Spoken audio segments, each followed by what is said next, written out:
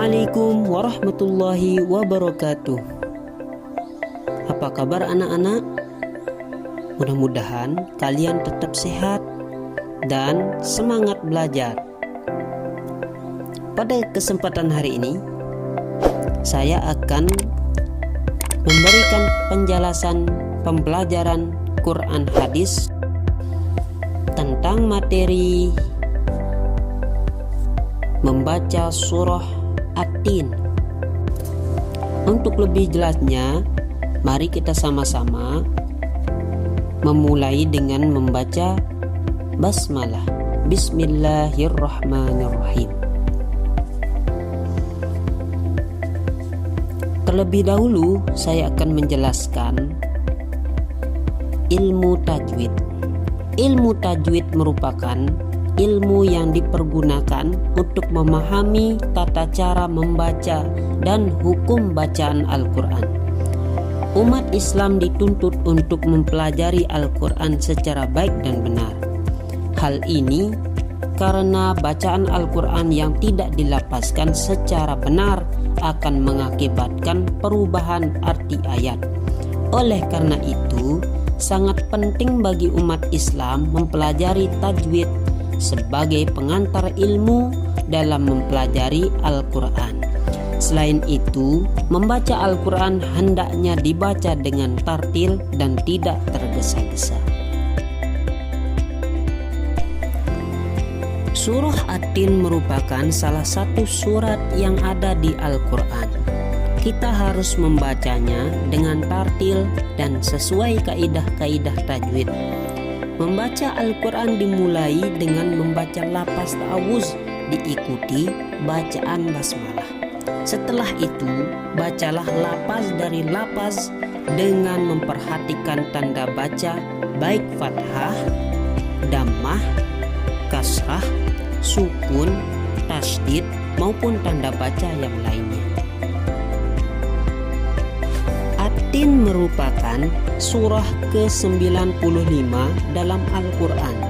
Surah ini terdiri atas 8 ayat dan tergolong surah Makkiyah karena diturunkan sebelum Nabi Muhammad SAW hijrah ke Madinah. Surah ini diturunkan sesudah surah Al-Buruj.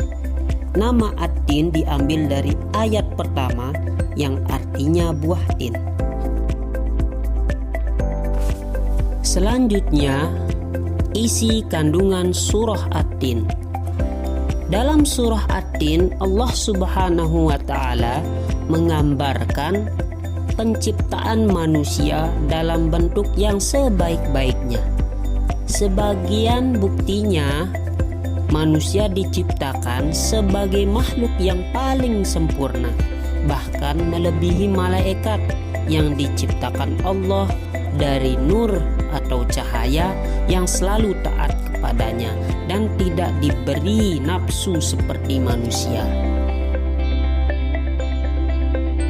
Ada 3 sumpah Allah Subhanahu wa Ta'ala dalam surah At-Tin, yaitu demi buah tin dan buah zaitun, demi bukit Sinai, dan demi kota Makkah atau negara yang aman.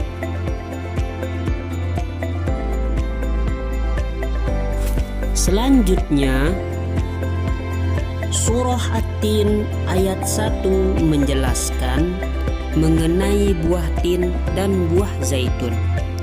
Buah tin banyak terdapat di Damaskus. Buah tin banyak manfaatnya, seperti digunakan sebagai obat. Damaskus adalah kota kelahiran Nabi Nuh alaihissalam. Buah zaitun adalah buah yang memiliki keistimewaan.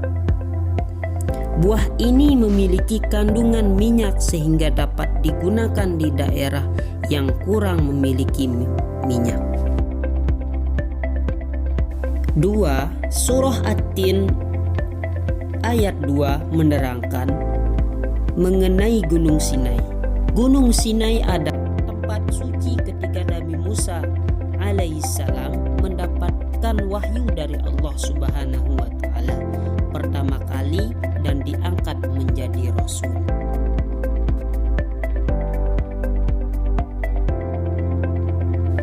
Surah At-Tin ayat 3 menyebutkan tentang kota yang aman. Maksud dari kota yang aman adalah Makkah. Siapapun yang masuk Makkah akan terjaga keamanan dan keselamatannya. 4. Surah At-Tin ayat 4 dijelaskan bahwa manusia adalah makhluk yang sempurna. Manusia diciptakan oleh Allah Subhanahu wa Ta'ala dengan disertai akal, jasmani, rohani, dan nafsu. 5. Surah At-Tin ayat 5 menyebutkan bahwa Allah Subhanahu wa Ta'ala akan mengembalikan manusia ke tempat serendah-rendahnya, yaitu neraka, apabila ia keluar dari aturan Allah Subhanahu wa Ta'ala dan Rasul-Nya. Selanjutnya, yang keenam, Surah At-Tin ayat 6 menerangkan bahwa orang-orang yang beriman dan beramal soleh akan mendapatkan pahala yang tidak ada putusnya meski mereka telah meninggal dunia. Ketujuh, dalam surah At-Tin ayat 7 dijelaskan bahwa kelak akan ada hari pembalasan terhadap amal perbuatan manusia. Manusia dilarang meragukannya karena banyak bukti yang telah Allah Subhanahu wa Ta'ala tunjukkan. 8. Dalam surah At-Tin ayat 8 disebutkan bahwa Allah Subhanahu wa Ta'ala adalah hakim yang sangat adil. Semua perbuatan manusia akan diadili kelak di akhirat. Perbuatan sekecil apapun tetap akan diadili oleh Allah Subhanahu wa Ta'ala.